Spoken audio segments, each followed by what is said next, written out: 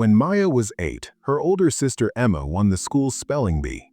Their parents threw a party. Relatives called. The trophy sat on the mantle for years.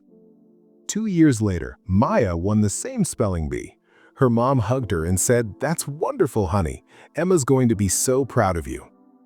Maya is 34 now. She runs her own business, has great friendships, built a life that looks nothing like her sister's. But there's this thing she does. Whenever she accomplishes something, her first thought isn't pride, it's, but is it as impressive as what other people have done? If you're a second child, you might recognize this. That constant measuring, the feeling that you're performing in a play where someone else already got the lead role, so you learned to steal scenes instead. Today, we're exploring how being second didn't just affect your childhood, it wired something deep into how you see yourself, how you connect with others, and why you might struggle in ways you've never fully understood. Here's what happens before you even have memories. Your older sibling arrives first. They get the undivided spotlight, the nervous first-time parents, the exhaustive documentation of every milestone. Everything they do is historic, because it's the first time your parents have seen it. Then, you're born into a different family. Same house, same parents, but the emotional atmosphere is fundamentally changed.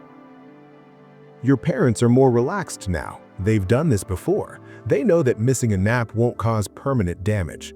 They're less anxious, less hovering. In many ways, this is better. You get more freedom, less pressure. But here's what your developing brain registers. Less intensity equals less importance. You don't think this consciously, but you feel it. Your brother's soccer games have 20 photos on Facebook. Yours have 3.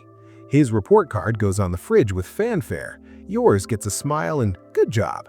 Not because you matter less, but because the novelty has worn off for your parents. Except you don't know about novelty. You just know about the difference. And so you start adapting, figuring out how to matter in a world where the obvious role is birth order for decades. And here's what they consistently find. Second children differentiate. If your older sibling is the responsible one, you become the fun one. If they're the academic star, you become the athlete or the artist. If they color inside the lines, you question why there are lines at all. This isn't rebellion, it's strategy. Your brain is solving a problem. How do I get my share of attention and approval when the obvious path is already occupied? This is called niche partitioning, and it happens in families the same way it happens in nature. 2 species in the same environment can't survive doing the exact same thing, so they evolve to occupy different spaces. You carved out your own space, and honestly, it probably worked. You got noticed for being different. Your parents said things like, "Emma's the serious one, but Maya really lights up a room." The problem is that you built your entire sense of self as a response to someone else. Your identity isn't just who you are, it's who you are in contrast to them. And that contrast becomes a compass you follow into adulthood, often without realizing it. Fast forward to now, you're grown. You might not even live in the same city as your sibling anymore. But the pattern is still running. You might avoid career paths that feel too similar to what they do, even if you'd actually love that work. You might downplay your achievements because some part of you is still comparing them to someone else's and finding them wanting.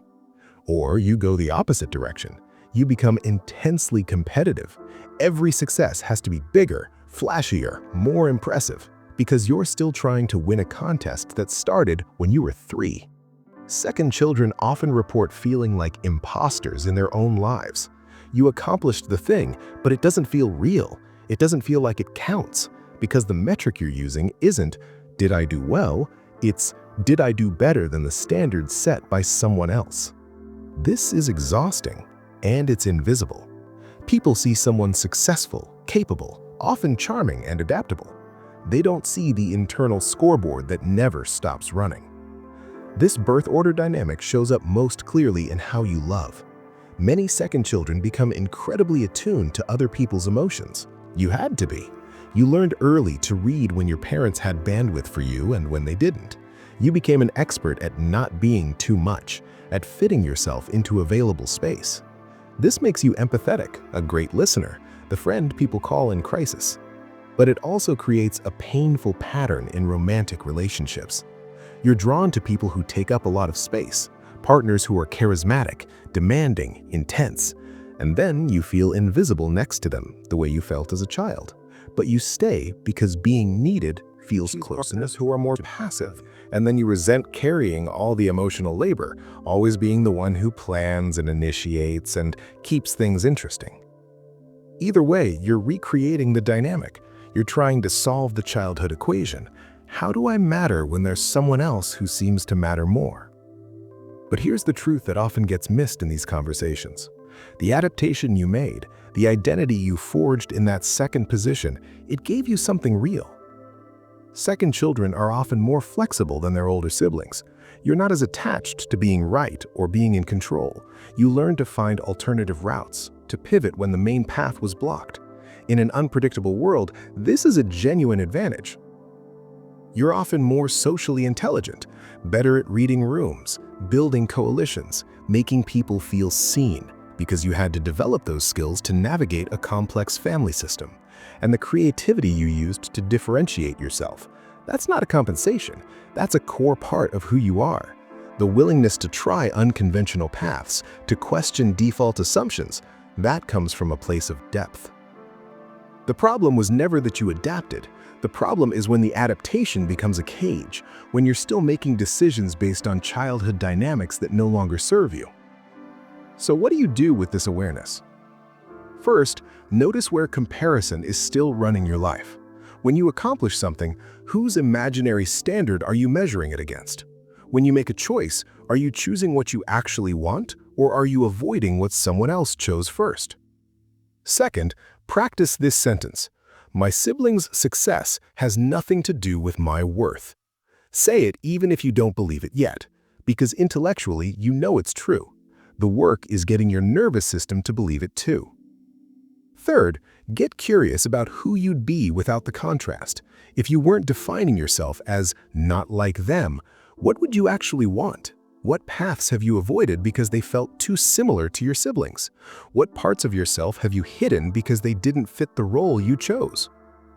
And finally, recognize that the way you learned to matter as a child doesn't have to be the way you matter now. You don't have to be the fun one or the creative one or the easygoing one. You can just be yourself, full and complex and allowed to want what you want. Being a second child shaped you, but it doesn't have to define you. The comparison game you learned to play, you can stop playing. The role you took on to be seen, you can set it down.